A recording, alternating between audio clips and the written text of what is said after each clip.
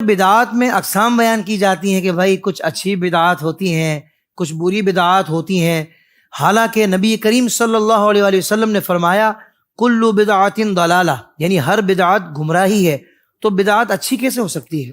دیکھیں، جب بھی ہم کسی شے کے بارے میں کلام کرتے ہیں نا، تو ایک حدیث کو نہیں دیکھا جاتا، اس موضوع سے ریلیٹڈ جتنی احادیث، جتنی آیات ہوتی ہیں نا، ان سب کو دیکھ کر پھر نتیجہ اخذ کیا جاتا ہے۔ اگر آپ ایک حدیث کو سامنے رکھیں تو پھر آپ ایک حدیث کو سامنے رکھ کر جو نتیجہ نکالیں گے نا، اس کے اندر غلطی ہو سکتی ہے، کیونکہ اس کی وجہ سے دوسری احادیث جو ہے وہ نظر انداز ہو جاتی ہیں۔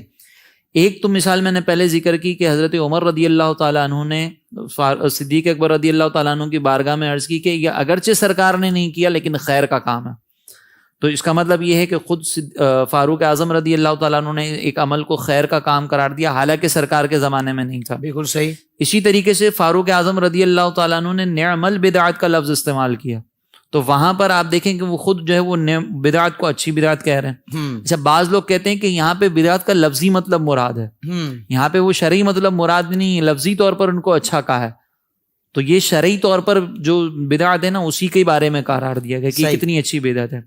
اس کے بعد ایک حدیث مبارکہ ہے مسلم شریف کی، جس میں سرکار علیہ الصلوۃ والسلام نے ارشاد فرمایا من سنّا فی الاسلام سنتن حسنتن، کہ جس نے دین اسلام میں کوئی اچھا نیا کام جاری کیا اور پھر لوگوں نے اس کے اوپر عمل کر دیا، تو اس جاری کرنے والے کو، اس عمل کرنے والے کا بھی ثواب ملے گا، اور اس عمل کرنے والے کا جو اجر ہے نا، یہ بھی پورا پورا دیا جائے گا۔ اب یہاں پر الفاظ دیکھیں کہ کیا ہے۔ سرکار علیہ السلام نے فرمایا من سنّا سنتن حسنتن فی الاسلام، جس نے نیا کام جاری کیا۔ صحیح۔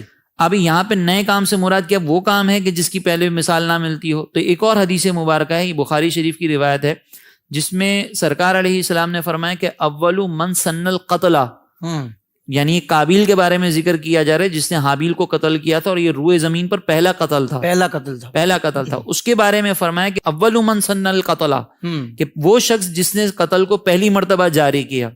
اب اس قتل کی سابق میں کوئی مثال نہیں تھی، بالکل صحیح، اور سرکار نے کیا فرمایا؟ من سنّا، جس نے نیا کام جاری کیا، یعنی قتل۔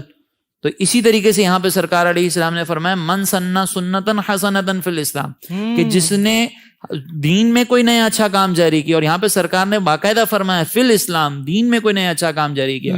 اب یہ بھی حدیث صحیح ہے، وہ کلو بدعت ضلالہ والی حدیث بھی صحیح ہے۔ تو جب اس طرح دو احادیث کے مفہوم ہمیں ایک دوسرے کے مخالف نظر آتے ہیں نا، تو پھر کچھ نہ کچھ کنڈیشنز لگائی جاتی ہیں۔ اب وہاں پر جو کلو بدعتیں ہیں، اس سے مراد وہ والی بدعتیں جو شرعی اصولوں سے ٹکرا رہی ہوں۔ کیا خوبصورت! اور اگر شرعی اصولوں سے نہ ٹکرا رہی ہوں تو کلو بدعت ضلالہ، فاروق اعظم نے بھی ہمیں بتایا۔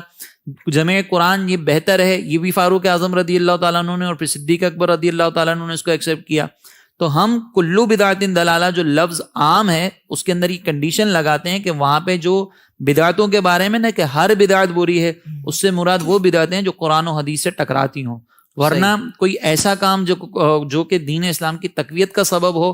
اس کی بے شمار مثالیں ہمیں موجودہ دور میں بھی ملتی ہیں، بے شمار مثالیں ہمیں صحابہ کے دور میں بھی ملتی ہیں۔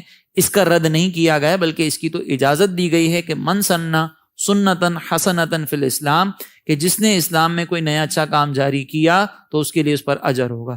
لہٰذا یہ جو ہم تقسیم کرتے ہیں، یہ کوئی اپنی طرف سے نہیں کرتے، یہ سابقہ فقہا سے بھی ثابت ہے، جتنے بزرگان دین گزرے ان سے بھی ثابت ہے، اور آج بھی ہم اسی تقسیم کے اوپر چلتے ہیں، اور اسی تقسیم کے مطابق پھر جو ہے وہ ہم کلام کرتے ہیں۔